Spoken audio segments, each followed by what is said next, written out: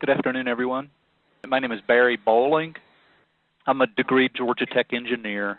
My background is radio frequency electronics and analog electronics. So I've been doing electronics and design and test for over 25 years. So I'll be real quick on the agenda. We're going to do basic operation here. But when we come to a hands-on, I'll move my hand very, very slowly, and I'll point to a button for a very long time before I press it. So basic operation. I'm not going to go into the detail of the agenda here. Obviously, there's a lot of points here we will cover. And then section 2 is a little bit more advanced. We're just going to talk about cursors, triggering a little bit, some very special triggers, especially in the power production industry, such as wave window trigger, if you're trying to capture defects in your sine wave, and how to save a file. And then we'll touch also briefly on several features that are unique to this scope. The software, which is XViewer. Okay, so let's dig into DL850 basics and hopefully get through our first exercise here as well. Okay, so this is the front panel layout. In terms of the terminology I'll try to use today, this is a hard button. It's a tactile button you press with your finger. So I may say trigger mode. This is the trigger section down here. I may say press. I may, for example, say press channel 1. And then the soft menu buttons are here. I often say describe the soft menu buttons as a soft menu button, and then I may say number 1, number 2, 3, 4, 5, 6, 7. So I may say press channel 5 and hit soft menu button number 6. Anyway, the DL850 has, of course, a fabulous big screen. You have a lot of control over that. You can display things how you want. You may have the printer up at the top. These are the channel buttons. And there's a few buttons down here like print. We'll go over those buttons too. So here's a little close-up. Like I said, here's channel 1 all the way through channel 16. Here's the trigger area. There's just 4 buttons there. So you have trigger mode, position, which is left, right. And then you may have a manual trigger, which can be handy. You can press that button anytime you want to force a trigger. And then there's some advanced triggers there. We've got math, history, which is old acquisitions. I like to think of it as just previous, older acquisitions.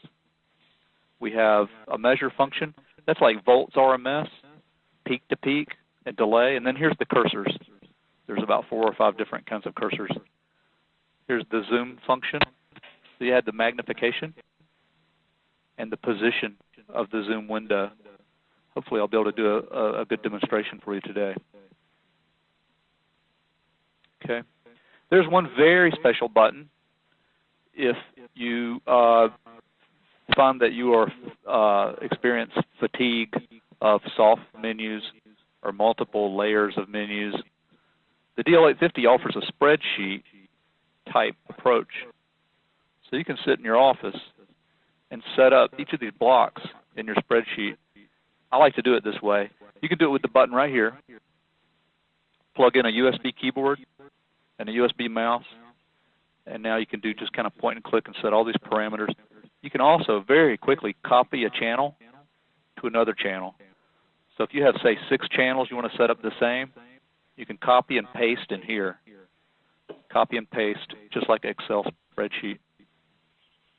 Okay, so we have a modern interface, much like the Apple iPod. I have a set button, up arrow, left arrow, down arrow, right arrow. If you don't use an iPod, these take a little time to get acquainted with. I'm old school. I used to use Tektronix scopes and Agilent scopes before my Yokogawa days. Everything had a knob back then. Historically, everything had a knob, but not anymore. Instruments have gone to soft menus, and this button here, or these buttons and this knob and the outer knob here the shuttle and jog, or what we call them. These actually work very, very friendly, so please get acquainted with those. You'll use those a lot. I won't go into the other features here. There's channel setup.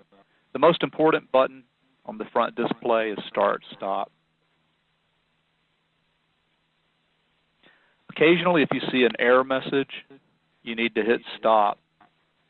There are some adjustments that cannot be made while the scope is running.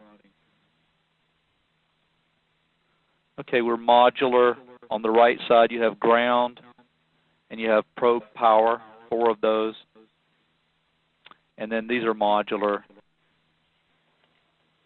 The BNC connector here, this is plastic, and that's the isolated channel.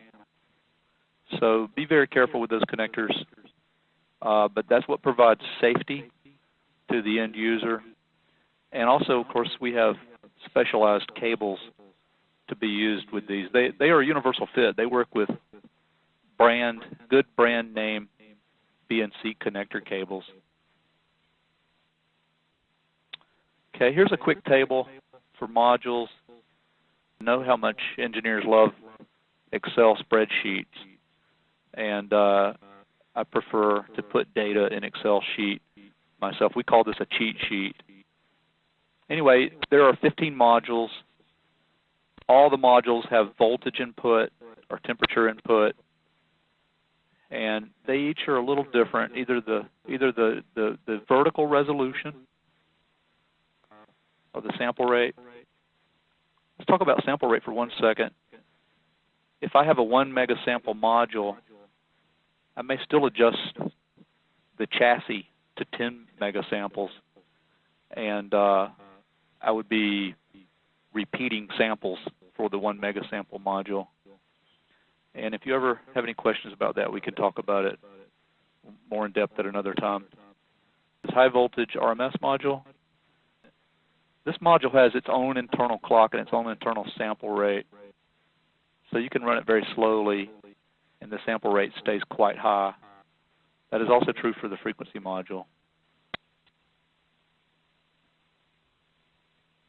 Okay, on the other end of the instrument, the left side of the instrument, the most important switch there is on-off switch.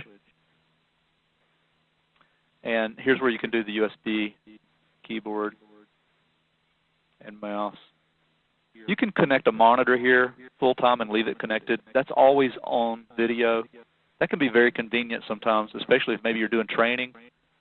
You can connect this to a projector and demonstrate exercises or other tests on a large screen monitor.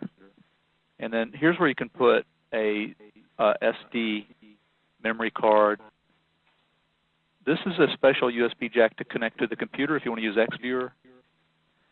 These 2 USB are used for memory, mostly memory, but I also use a mouse and keyboard here. So you may ask your IT guy if he has spare USB mouse and USB keyboard. No driver required, just plug those in. Very important too is Ethernet interface. This can be the fastest way to move large data files. External clock, and then very commonly used is trigger input or trigger output. These can be used to slave 2 instruments together. If you ever call and you need service, give me these numbers here, model number and serial number. Here's the fan, and the DL850 will transmit error code if you have damage to the fan there.